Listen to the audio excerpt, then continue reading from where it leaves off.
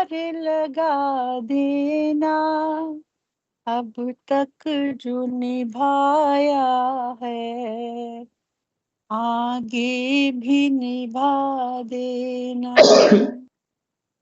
हम दीन दुखी निर्बल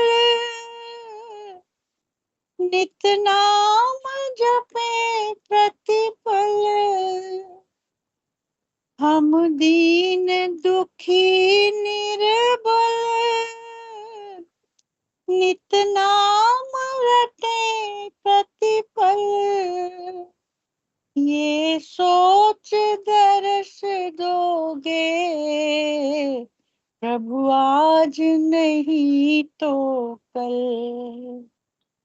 जो बाग लगाया है फूलों से सजा देना, अब तक तो निभाया है आगे भी निभा देना। तुम शांति सुधा कर हो, तुम ज्ञान दिवाकर हो। हम हंस चुगे मोती, तुम मान सरोवर हो।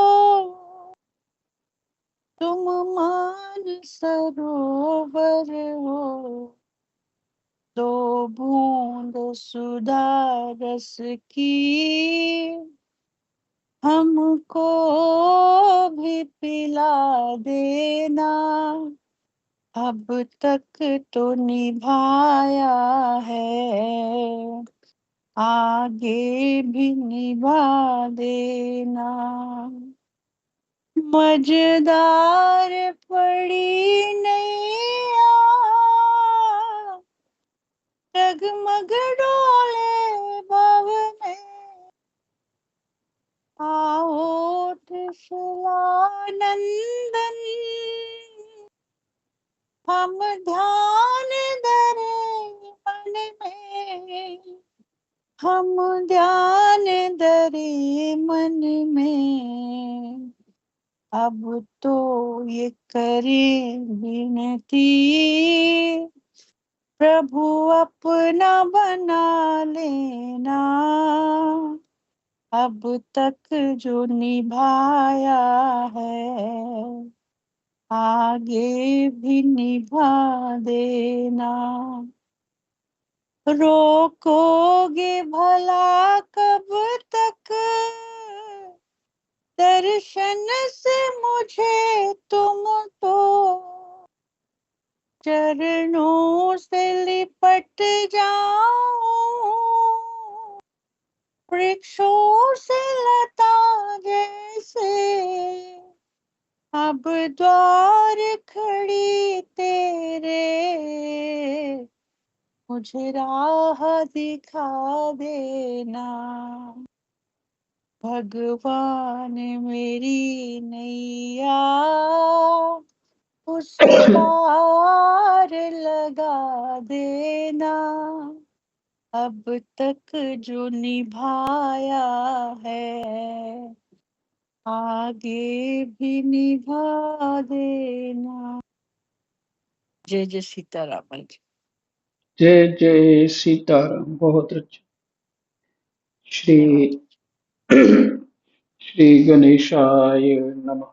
श्री सीतारामाभ्यां नमः। श्री हनुमते नमः। श्री उमापते नमः। श्री गुरुवे नमः। सब संतन की जय जय। जय जय सीताराम। राधे श्याम।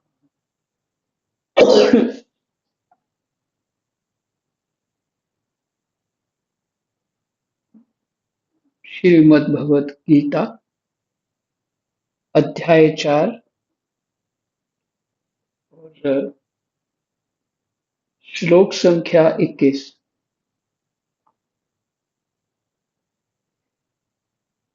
जिसका शरीर और अंतःकरण अच्छी तरह से वश में किया हुआ है, जिसने सब प्रकार के संग्रह का परित्याग कर दिया है, ऐसा इच्छा रहित कर्मयोगी केवल शरीर संबंधी कर्म करता हुआ भी पाप को प्राप्त नहीं होता।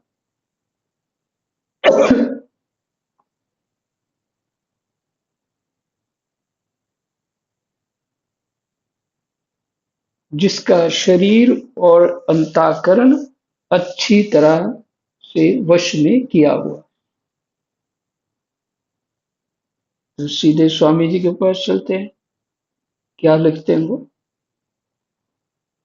केवल शरीर निर्वाह के लिए जो कर्म किए जाएं, उनसे यदि कोई पाप बन भी जाए तो वह लगता नहीं है। केवल शरीर निर्वाह के लिए जो कर्म किए जाएं, उनसे यदि कोई पाप बन भी जाए तो वह लगता नहीं।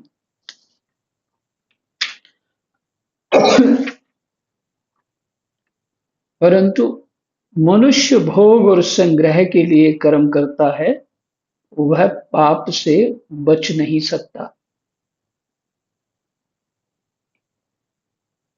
मनुष्य भोग और संग्रह के लिए कर्म करता है, वह पाप से बच नहीं सकता।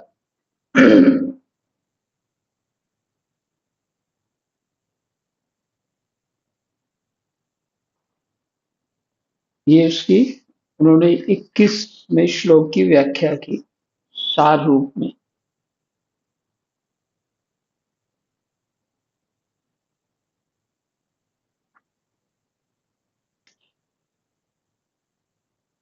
जिसका शरीर और अंतःकरण अच्छी तरह वश में किया हुआ। तो हम ये भी ले सकते हैं कि जिसने अपने शरीर को नियम में रखा हुआ, वही वश में करना हुआ। नियम में रख करके स्वस्थ रखा है, उसका जो शरीर का स्वभाव बना दिया है, वो शास्त्रानुकूल है।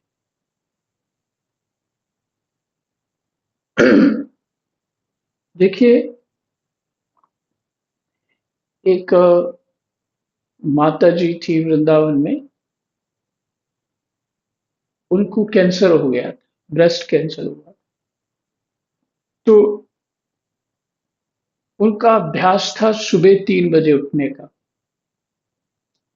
उठ के वो अपना 3:30-4 बजे तक अपना स्नान करके गुरु मंत्र जाप करना जो उनकी नियम था वो करती थी। अभ्यास इतना दृढ़ हो गया था कि जब कैंसर हो गया उनको, तब भी वो अपना उसी समय उनको नियम करने की इच्छा होती, तो उसी समय वो बैठ जाती अपने बेड पे और भगवान का स्मरण करने लग जाती। नियम हमें बहुत सहयोग करता है।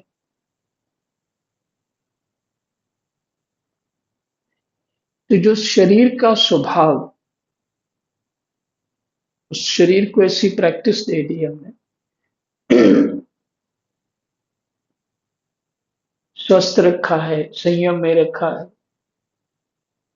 तो यहाँ कहा जिसका शरीर और अंतःकरण अच्छी तरह से वश में किया हुआ।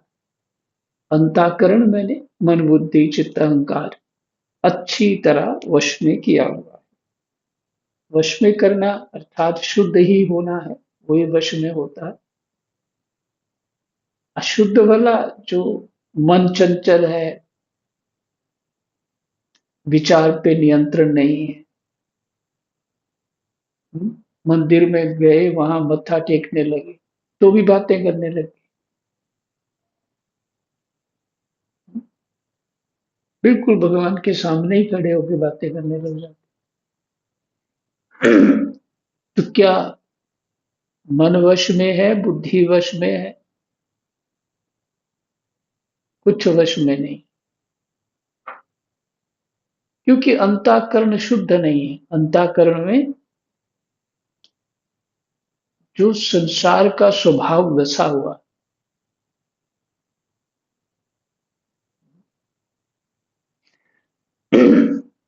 अंतःकरण शुद्ध तभी हो सकता है सत्संग सुनने के साथ साथ उसका अभ्यास करना। पीछे आप सुन चुके हैं, क्रियावान सा पंडिता, जो जान लेता है फिर वो उसका अभ्यास करे, क्रियावान हो जाए, वही पंडित है, माने वही बुद्धिमान है। सुन लिया, किया कुछ नहीं, कोई कंट्रोल नहीं अपने ऊपर।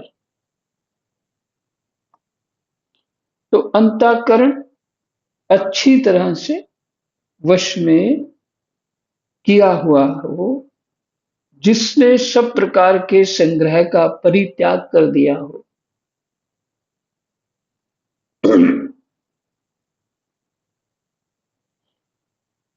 जिसका जीवन ही पर सुख के लिए है, सेवा बुद्धि है, वो अपने लिए क्या संग्रह करता है।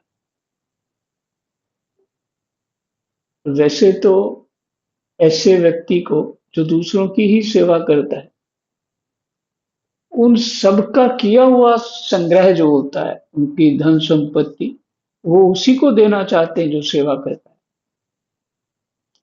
लेकिन उसको ये आशा नहीं होती कि कोई मुझे दे, क्योंकि भजन अगर सार रूप में देखा जाए तो भजन वही कर सकता है जिसको कुछ नहीं चाहिए। कुछ नहीं चाहिए, यही कहा कि कर्म फलासक्ति रहित होना चाहिए। कर्म और फल आसक्ति रहित, ऊपर वाला श्लोक, मैंने कामनाओं का जो कर्म योगी है वो कामना रहित होता है, संकल्प रहित होता है, आरंभ रहित होता है। तो उसको क्या चाहिए? उसका प्रारब्ध ही उसको रक्षा करता है, अर्थात उसको जो वस्तु चाहिए वो मिलती रहती है।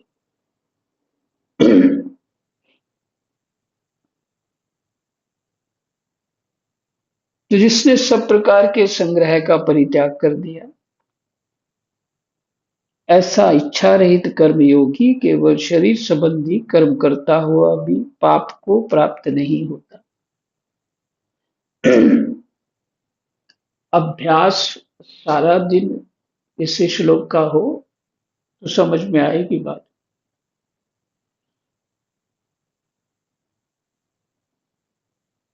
देखो एक शब्द है ना, यहाँ पहले लिखा था कामना रहित, अब यहाँ इच्छा रहित, एक ही बात है। और ब्रैकेट में लिख दिया कर्म योगी, वह कर्म योगी है, वह शरीर संबंधी कर्म करता हुआ भी पाप को प्राप्त नहीं होता। तो स्वामी जी ने सिर्फ सीधा लिखा है, केवल शरीर निर्वाह के लिए जो कर्म किए जाएं, उनसे यदि कोई पाप बन भी जाए तो वह लगता नहीं।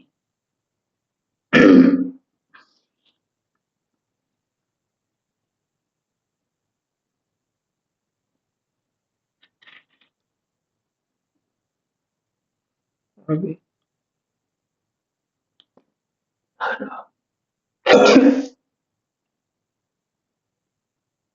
संख्या 22, जो कर्म योगी फल की इच्छा के बिना अपने आप जो कुछ मिल जाए उसमें संतुष्ट रहता है, और जो ईर्ष्या से रहित,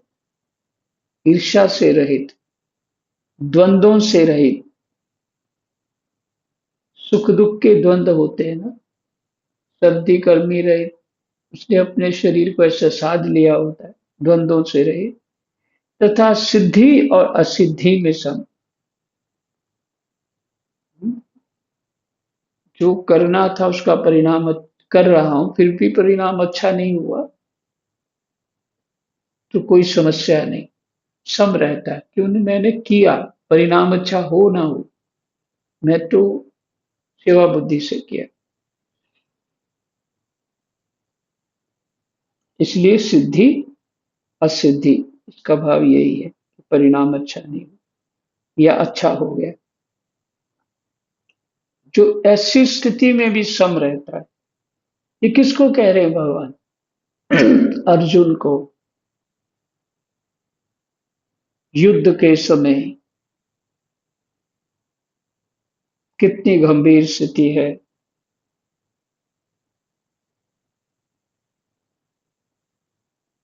हमारे अंदर इतना धैर्य ही नहीं। अगर हम भगवान हमें उस समय सुनाए तो हम नहीं सुनेंगे भाई। हम तो भगवान को कहेंगे बस हो गया और नहीं सुनना।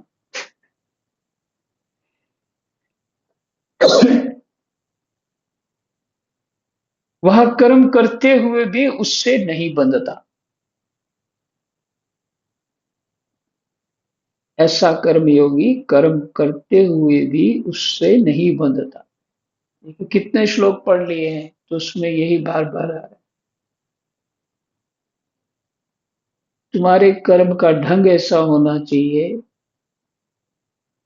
कि तुम कर्म में बंधो ना, तुम्हारा कर्म अकर्म हो जाए।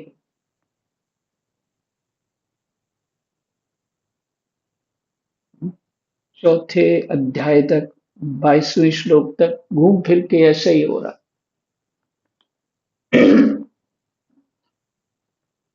जो ही कर्म योग की व्याख्या हो रही है। संख्या 23।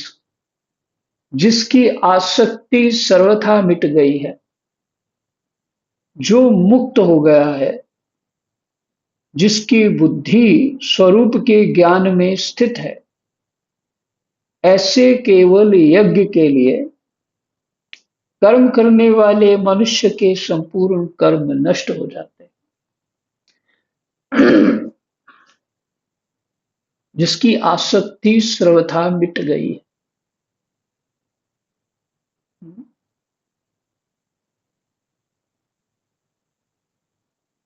गीता जी को समझना ये बचपन का काम है, बहुत बचपन का काम। 8-10 8 साल में बच्चे को थोड़ा सुनाना शुरू करना चाहिए। 10-12 साल का बच्चा हो तो उसको गीता जो है समझ ठीक से आ जाए। और ऐसा निर्मल बच्चा जब गीता को तरफ ध्यान देगा, कर्म समझेगा तो कितना सब सावधान होगा। उसका आचरण बिगड़ेगा नहीं, आचरण नहीं बिगड़ेगा।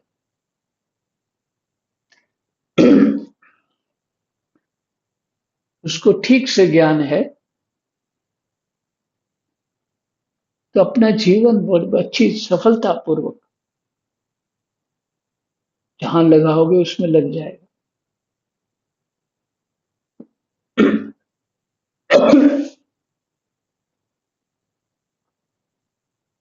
जीवन सुंदर हो जाए। फिर से पढ़ते हैं संख्या 23 का। जिसकी आसक्ति सर्वथा मिट गई है, जो मुक्त हो गया है, जिसकी बुद्धि स्वरूप के ज्ञान में स्थित है, ऐसे केवल यज्ञ के लिए कर्म करने वाले मनुष्य के संपूर्ण कर्म नष्ट हो जाते। मैंने अब वो व्यक्ति पूरी तरह स्थापित हो गया कर्मयोग।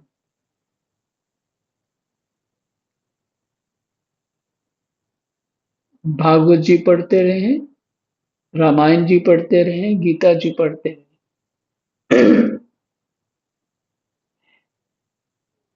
तो जीव आसक्ति रहित कर्म करेगा, बड़ा न्याय उसके चित्त में होगा, बहुत सबके लिए न्याय होगा, सबके प्रति सेवा बुद्धि होगी, क्योंकि उसको समझ आ गया है बात क्या है।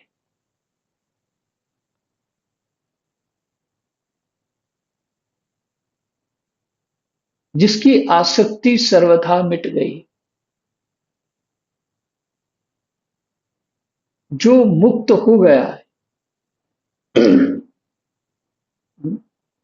जो आसक्ति रहित हो गया वो मुक्त ही है।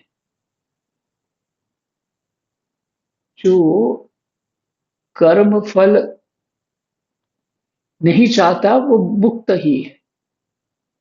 जो सुख दुख के द्वंद से परे है वो मुक्त ही है।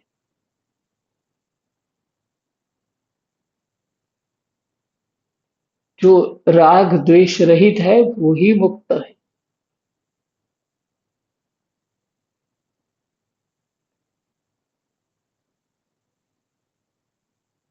जिसकी कामनाएं उसको प्रभाव नहीं डाल सकती, अर्थात वो कामना रहित हो गया,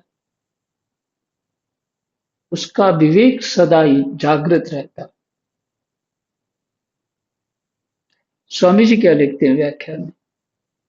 निष्काम भाव पूर्वक केवल दूसरों के हित के लिए कर्म करना, निष्काम भाव महाराज जी पूर्वक। म्यूट हो गए।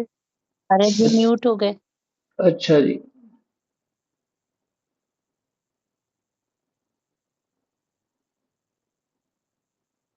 हम्म,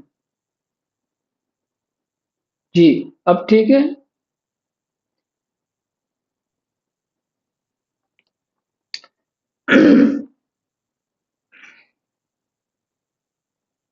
स्वामी जी क्या लिखते हैं? निष्काम भाव पूर्वक केवल दूसरों के हित के लिए कर्म करना यज्ञार्थ कर्म है।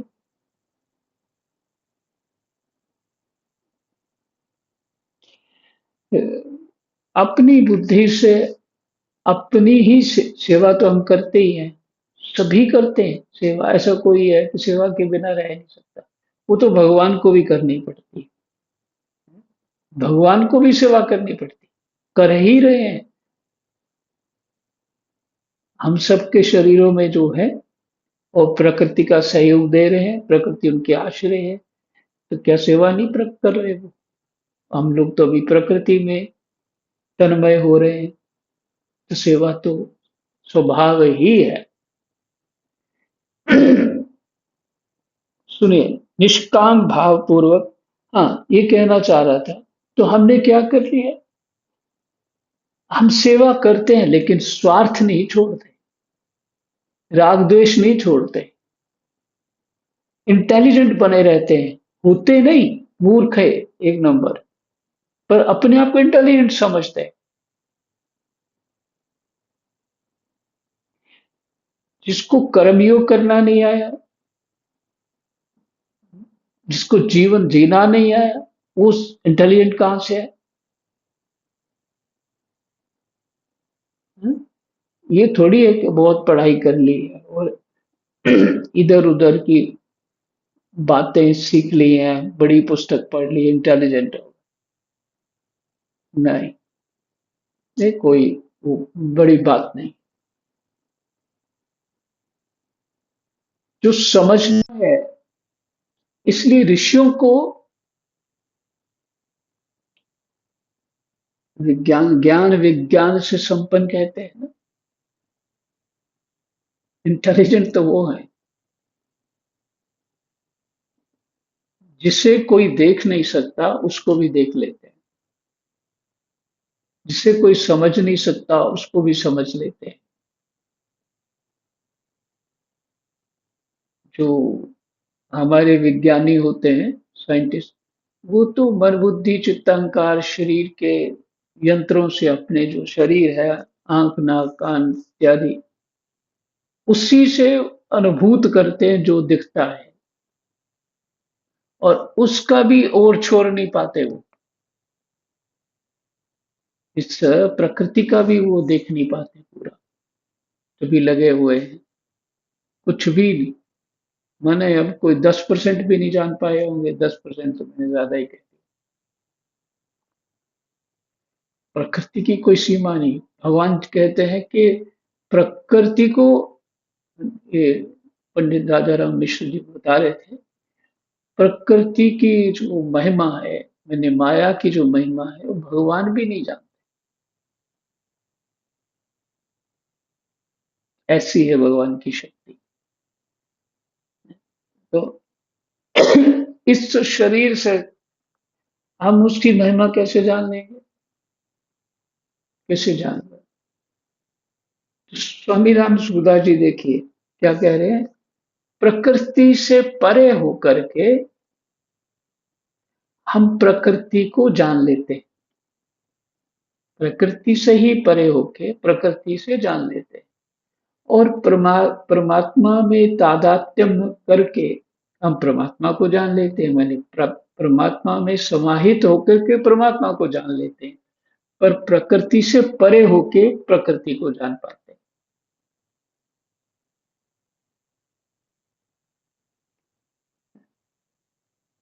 तो विज्ञानी जो है वो प्रकृति में रह करके प्रकृति को जानने का प्रयास कर रहा है, और उसको अभी तक ये मंत्र नहीं मिला है कि प्रकृति से परे होके प्रकृति को जान सकते।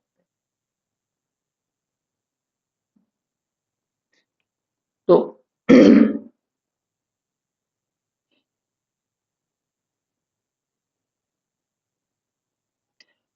राम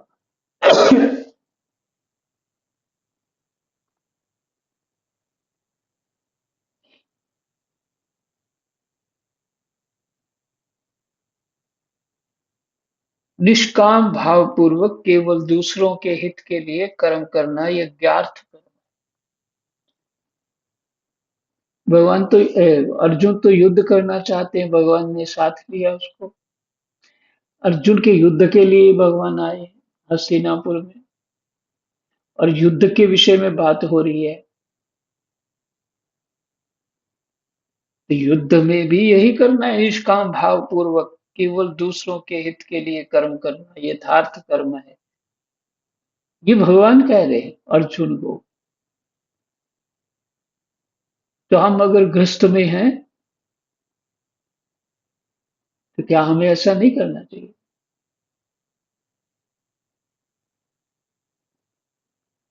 हम्म? अब पढ़ने वाले बच्चे हैं तो उनको कैसा करना चाहिए? ये उनका कर्तव्य ही उनका धर्म है, आज्ञा पालन करना चाहिए।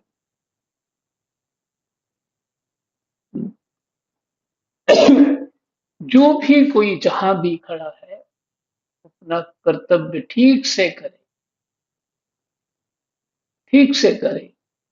साथ में थोड़ी बुराइयां छोड़ दे, कामना छोड़ दे, आसक्ति राग द्वेष इत्यादि जो बुद्धि के काम है उसको छोड़ दे, और अपना कर्तव्य कर्म ठीक से करे। यही कर्म योग है। इससे अंतःकरण शुद्ध हो जाएगा। और उसका परिणाम क्या है?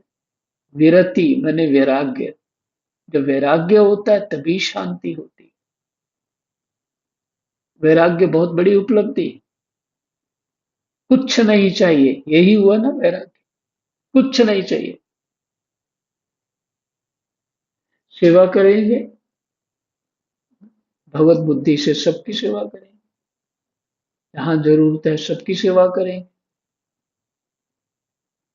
और कुछ नहीं चाहिए, यही वैराग्य है। तो स्वतः ही कर्मयोग हो गया। स्वतः ही कर्मयोग हो गया। तो यज्ञार्थ कर्म है। निष्काम भाव पूर्वक केवल दूसरों के हित के लिए कर्म करना यज्ञार्थ कर्म है। यज्ञार्थ कर्म करने वाले कर्मयोगी की संपूर्ण कर्म विलीन हो जाते हैं। कोई फल नहीं होता, विलीन हो जाते हैं। अच्छा बुरा कोई फल नहीं होता, और उससे अपने स्वतः स्वाभाविक असंग स्वरूप का अनुभव हो जाता है। देखिए आत्मा का एक नाम ये भी असंग स्वरूप का अनुभव हो जाता है। जब ये हो गया फिर क्या चाहिए जीवन में? कामना करके क्या करना है हमको?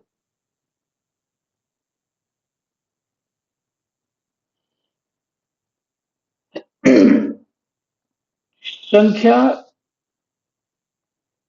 24।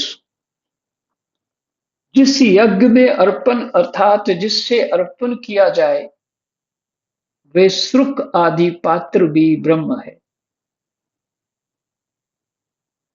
जिस यज्ञ में अर्पण अर्थात जिससे अर्पण किया जाए वे श्रुक आदि पात्र भी ब्रह्म है।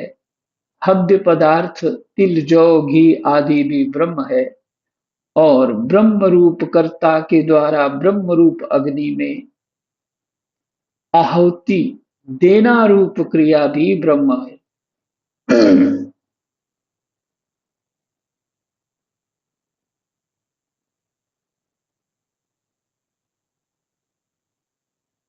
हव्य पदार्थ तिल जौ घी आदि भी ब्रह्म है। और ब्रह्म रूप कर्ता के द्वारा ब्रह्म रूप अग्नि में आहुति देना रूप क्रिया भी ब्रह्म है। आहुति देने वाला भी ब्रह्म है। माने सभी जो क्रियाएं वस्तुएं हैं वो सभी ब्रह्म है। ऐसे यज्ञ को करने वाले जिस मनुष्य की ब्रह्म में ही कर्म समाधि हो गई। कितना कितना प्यारा सा शब्द है, कर्म समाधि। कितना बढ़िया लगा मेरे को ये। कर्म समाधि हो गई है, उसके द्वारा प्राप्त करने योग्य फल भी ब्रह्म ही है। बहुत बढ़िया।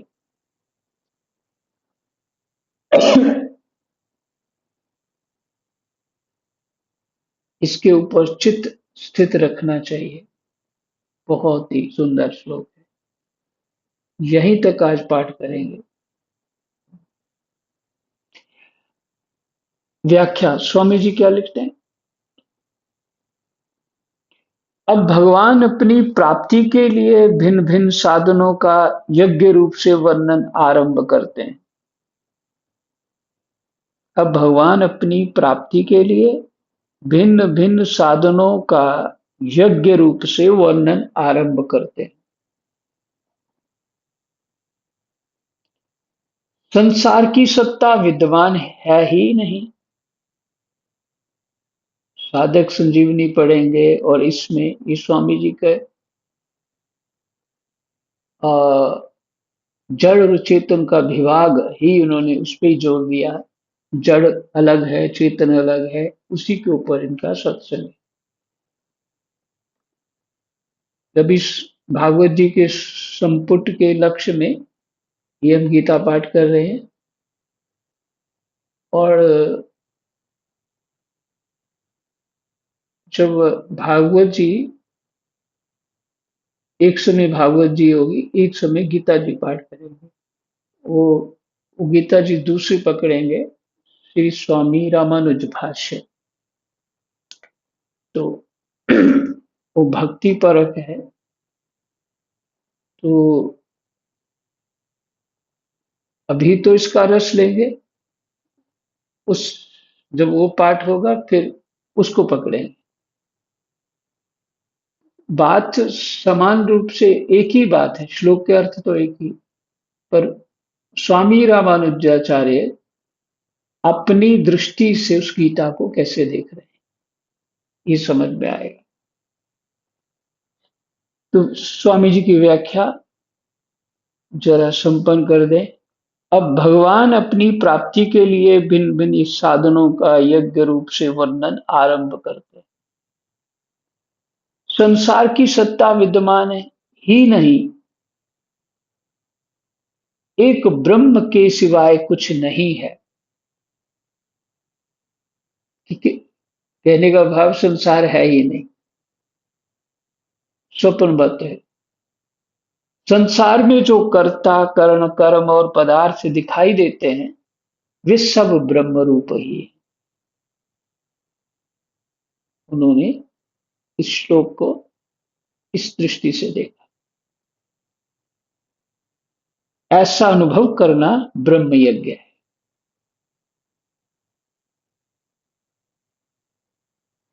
तो अंतःकरण शुद्ध करना चाहिए।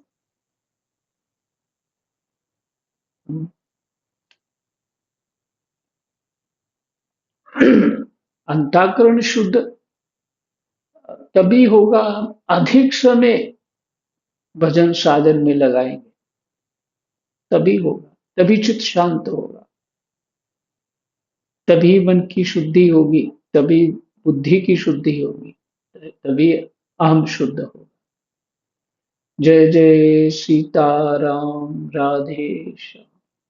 कृष्णाय वासुदेवाय, हरये परमात्मने, प्रणतः क्लेशनाशाय, गोविन्दाय नमो नमः। जय जय